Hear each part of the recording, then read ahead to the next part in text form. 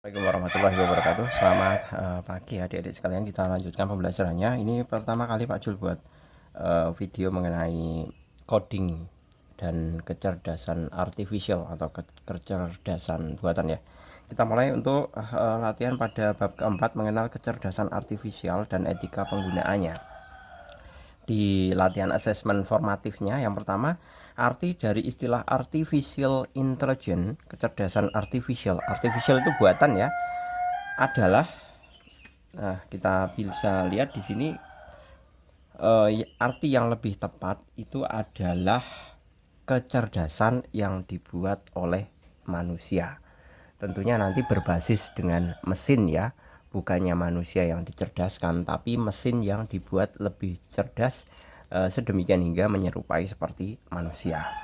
Kemudian di antara contoh berikut yang bukan termasuk KA, KA itu selanjutnya nanti ke singkatan dari kecerdasan artificial ya, KA. Karena di buku ini nanti kita akan sering menjumpai singkatan dari KA. Dalam kehidupan sehari-hari adalah kamera mengenali wajah itu autofocus ya, kalau singkatannya kita itu termasuknya kecerdasan buatan, jadi bisa memfokuskan sendiri. Kemudian aplikasi peta mencari rute tercepat, ini juga kecerdasan buatan.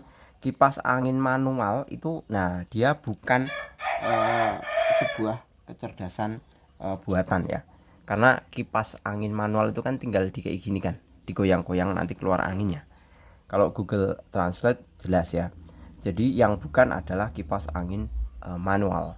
Kemudian yang ketiga, komponen utama yang mendukung kinerja kecerdasan artificial KA selain data untuk menghasilkan keputusan secara otomatis adalah, nah tentunya adalah algoritma. Algoritma itu adalah jalan yang harus atau sebuah struktur yang memuat langkah-langkah dalam menentukan keputusan. Itu namanya algoritma.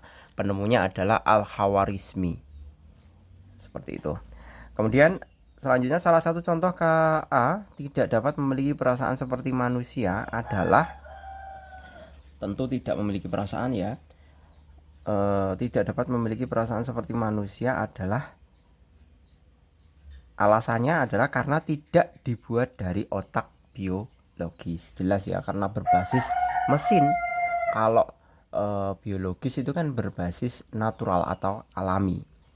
Kemudian yang 5, Bayu sering menggunakan kamera di ponselnya yang dapat mengenali wajah secara otomatis yang dapat mengatur fokus. Alasan sistem seperti ini dapat menjadi bagian dari kecerdasan artificial KA adalah tentunya karena kamera itu bukan menggunakan flash, perasaan tidak, perintah suara tidak, mampu mengenali pola dan menyesuaikan tindakan. Seperti itu. Kemudian yang keenam, fungsi data dalam sistem KA adalah fungsi data tentunya adalah untuk bahan belajar. Ya. Jadi sebelum sebuah kecerdasan artificial itu mengenali sesuatu, maka kita perlu memberikan inputan data. Nah, datanya itu nanti dia akan pelajari ya, KA-nya itu akan mempelajari sedemikian hingga dia nanti kemudian memiliki pola. Jadi data dipelajari oleh KA, kemudian dia menemukan polanya. Sedemikian hingga kalau sudah dia mengenali pola, dia akan bisa mengambil sebuah keputusan. Seperti itu. Kemudian lanjutnya ya, di sini jelas enggak nih?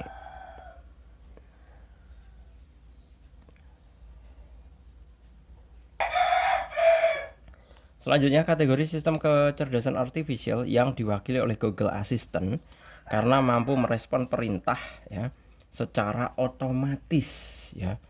Google Assistant itu tentunya adalah bertindak seperti manusia tidak ya, karena dia tidak bisa bergerak. Nah, berpikir seperti manusia karena dia tidak bertindak, dia tidak berjalan, dia tidak serta-merta menggambar. Yang lebih tepat adalah dia berpikir seperti manusia. Itu adalah Google Assistant. Kemudian yang 8, jenis kecerdasan buatan yang diterapkan pada robot di pabrik karena mampu melakukan tindakan secara otomatis dan efisien adalah acting humani itu bersifat seperti manusia, berarti seperti perasaan. Tidak ya, kalau pabrik kan tidak mungkin pakai perasaan. Acting rationally. Nah, acting rational itu maksudnya apa? Dia akan berpikir sesuai dengan keadaan yang sudah menjadi indikator. Misalkan, oh sudah mencapai suhu sekian, kemudian mesin harus mati. Oh, suhunya sekian, harus dinyalakan lagi. Nah, jadi bersifatnya otomatis. Nah, itulah yang dimaksud dengan acting rationally. Kemudian yang ke-9, komponen kecerdasan artifisial yang bertugas memproses data adalah, nah ini hubungannya dengan tadi ya, algoritma. Jadi data masuk ke dalam algoritma, inputan data tadi ya, kemudian diolah. Jadi masuk di dalam mesin algoritma, kemudian diolah dan timbullah kesimpulan dan terjadilah keputusan. Apakah perlu mesinnya jadi mati atau dinyalakan lagi atau dihentikan? Nah, itu semuanya yang menentukan adalah algoritma. Kemudian yang ke-10, salah satu tujuan utama dari kecerdasan artifisial adalah, nah tentunya adalah meniru seperti halnya manusia. Nah, berpikirnya. Yang B. Selanjutnya yang ke berapa itu? Yang ke uraiannya ya. Jawablah pertanyaan. KA kini hadir dalam berbagai aktivitas sehari-hari, namun masih banyak orang yang belum memahami cara kerja dan tujuan penggunaannya. Jelaskan pengertian KA menurut materi yang telah kamu pelajari. Nah, di situ ya kita bisa melihat mengenai KA itu merupakan cabang ilmu komputer yang bertujuan membuat mesin ya. Jadi KA itu cabang ilmu komputer yang membuat mesin yang mampu berpikir layaknya manusia, seperti manusia. Nah, itu adalah secara umum pengertian dari KA. Jadi berpikir, belajar, dan bertindak seperti manusia. Kemudian tuliskan 2 contoh penerapan KA dalam kehidupan sehari-hari. Ini mudah saja ya. Yang biasa kita gunakan setiap saat ya, Google Map. Nah, dia dapat menentukan rute terbaik atau jalan terbaik terdekat, bahkan tuh menyediakan lokasi-lokasi yang kita cari. Misalkan mau cari warung penjual nasi goreng atau toko terdekat, minimarket terdekat, itu Google Maps sudah mampu menjawab. Termasuk Google Translate. Kemudian Google Assistant. Nah, itu semuanya berbasis KA ya. Jadi berbasis apa itu istilahnya? Berbasis kecerdasan artifisial. Itu contoh-contohnya. Google Assistant. Ini semuanya produknya Google ya. Semuanya produknya Google ternyata. Kemudian yang ketiga, mengapa KA tidak memiliki perasaan seperti manusia tetapi tetap mampu mengambil keputusan? Karena KA tidak memiliki perasaan seperti manusia karena berbasis mesin ya. Tidak ada otak biologis yang ada di dalam KA. Makanya dia tidak bisa memiliki perasaan. Itu alasannya. Lanjut nomor 2, sebuah sistem KA membutuhkan 5 komponen utama agar dapat berjalan dan mengambil keputusan secara otomatis. Nah, sebutkan 5 komponennya. Nah, kita pelajari 5 komponennya ya. Komponennya adalah tentu data. Kemudian algoritma. Kemudian KA-nya sendiri atau model KA-nya itu sendiri. Model KA itu atau mesinnya sendiri ya.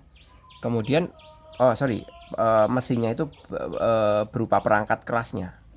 Perangkat kerasnya.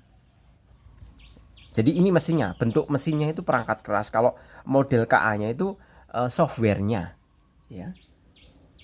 Kemudian tujuan. Nah, dari tujuan KA sendiri itu. Nah, jadi kelima ini adalah komponen dari kecerdasan artificial.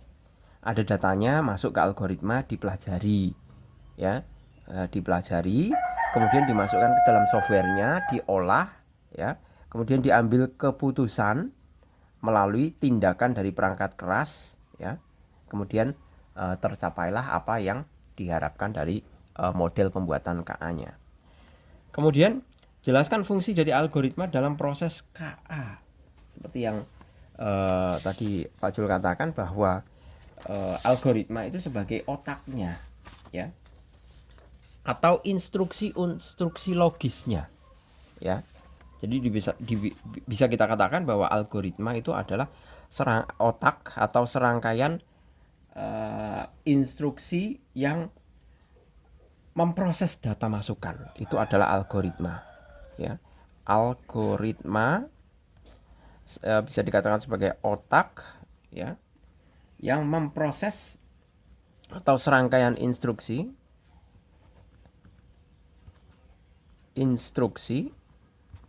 yang memproses data yang masuk atau data inputan tadi. Seperti itu. Kemudian selanjutnya, mengapa perangkat keras berperan penting dalam mendukung kinerja KA? Karena perangkat keras itu berfungsi untuk sebagai pengolah datanya, ya. Jadi algoritma ini nyambung ya. Algoritma ini dijalankan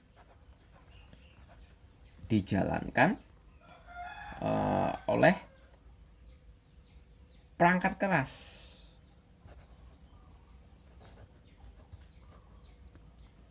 Dijalankan oleh perangkat keras, ya. Jadi perangkat dengan kata lain, perangkat keras itu menjalankan algoritma, menyimpan data, dan menjalankan model KA-nya. Itu adalah perangkat keras dari fungsinya. Selanjutnya nomor 3, jelaskan apa yang dimaksud dengan input data dan alur kerja KA. Input data itu adalah semua informasi yang dapat kita jadikan sumber pembelajaran KA. Nah, itu adalah input data. Jadi input datanya itu sendiri bermacam-macam, ya. Bisa kalau Google Assistant itu kan basisnya suara, ya kan. Kemudian kalau misalkan Google Lens itu basisnya adalah gambar atau teks.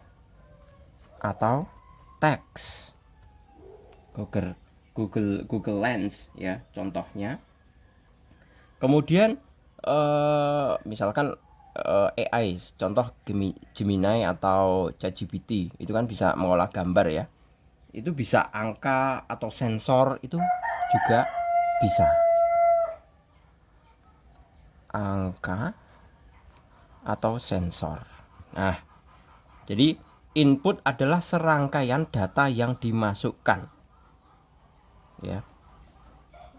Ini datanya berupa apa? Bisa suara, gambar, teks, angka, sensor, tulisan, seperti itu. Nah, lanjut, apa yang terjadi saat sistem menjalani proses latihan? Pada saat latihan, algoritma KA itu dilatih menggunakan sejumlah besar data input. Dalam latihan, data ini, ya, dipelajari dan direkam di dalam memori KA-nya. Oh, saya mendapatkan suara seperti ini, perintahnya seperti ini, dia merekam. Kemudian kalau dapat gambar, dia simpan di dalam memorinya. Oh, ini gambarnya bentuknya ini, minta perintah apa, seperti itu. Jadi yang dijalani sistem adalah dia mempelajari data dan merekam ke dalam memori KA-nya. Selanjutnya yang C, bagaimana model KA memberikan hasil keputusan secara otomatis pada tahap output. Jadi semuanya berbasis dari latihannya, ya. Semuanya berbasis dari latihannya. Jadi dia input data, nanti disesuaikan dengan memori. Memori itu maksudnya tergantung si KA ini punya memori apa saja, meliputi input data ini enggak. Nah, kalau memorinya nanti meliputi input datanya, dia akan langsung bisa menentukan jawaban atau keputusan. Nah, namun kalau misalkan di dalam memorinya tidak memuat inputnya, maka dia tidak akan melakukan tindakan. Dia tidak akan bisa melakukan keputusan. Karena apa? Karena terbatas juga memorinya. Jadi KA itu bisa dilatih selama dia punya input data yang dia pelajari sebelumnya. Kalau dia belum mempelajari hal sebelumnya, maka dia tidak bisa menjawab pertanyaan atau tidak bisa menjawab atau memberikan keputusan. Jadi sama halnya seperti manusia. Misalkan kamu anak SMP dikasih mata pelajaran SMA matematika, apakah kamu bisa menjawab? Kan tidak mungkin. Nah, jadi mekanisme berpikirnya juga mirip seperti halnya manusia. Lanjut ke yang nomor keempat. Bayangkan kamu diminta untuk membuat sistem KA yang dapat membantu guru dalam mengajar. Menurutmu jenis kecerdasan artifisial apa yang paling tepat digunakan? Bertindak seperti manusia, berpikir seperti manusia. Jelaskan pilihanmu dan berikan alasan berdasarkan fungsinya. Nah, kalau diminta seperti ini, tentunya adalah yang sesuai dengan siswa ya, itu adalah KA yang biasa digunakan untuk belajar. Jadi bisa tentunya yang bisa memberikan ilustrasi pembelajaran, bisa menjawab pertanyaan yang diajukan siswa. Nah, itu adalah KA yang model yang cocok untuk siswa. Contohnya sebenarnya sudah banyak ya, AI seperti itu, seperti ChatGPT atau Gemini. Nah, itu sangat cocok untuk pembelajaran. Tapi mestinya kalian mengingat bahwa tidak selamanya bahwa AI itu selalu benar. Perlu cross check dengan kebenaran teori. Kalau sebatas untuk mempelajari teks itu mudah sekali. Tapi kalau AI untuk mempelajari seperti teori-teori matematika yang tingkatnya lanjut atau tingkat tinggi, itu biasanya akan mengalami kesulitan. Seperti halnya soal-soal olimpiade SMA ya, itu kalau misalkan dengan AI itu belum tentu AI-nya itu bisa benar. Malah banyak salahnya. Nah, itu yang perlu dicatat, dibuat catatan ya. Kemudian Bayu menggunakan kamera ponselnya yang dapat mengenali wajah secara otomatis dan menyesuaikan fokus. Mengapa sistem seperti ini termasuk dalam kecerdasan artifisial? Jelaskan proses kerja sistem tersebut. Ya, tentunya sistem pengenalan wajah pada kamera ponsel itu termasuk dalam kecerdasan KA karena mampu melakukan tugas yang memerlukan kecerdasan. Nah, kecerdasannya dalam bentuk apa? Kecerdasannya itu adalah dalam bentuk mengidentifikasi ya. KA pada ponsel itu adalah cerdasnya dalam identifikasi dan autofokus. Bisa memperbesar, memperkecil,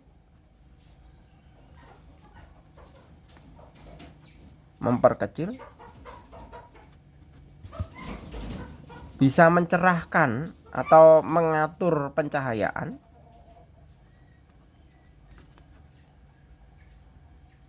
nah ini letak kecerdasan kamera-kamera ponsel itu ya.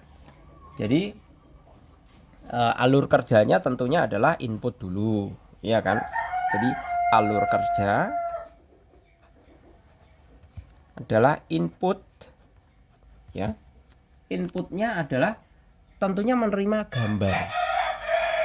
Jadi lensa kamera itu diarahkan kepada sebuah objek atau gambar, kemudian diproses, input, proses. Nah, prosesnya itu seperti tadi, apakah perlu dilakukan autofokus, apakah perlu diperbesar atau diperkecil objeknya.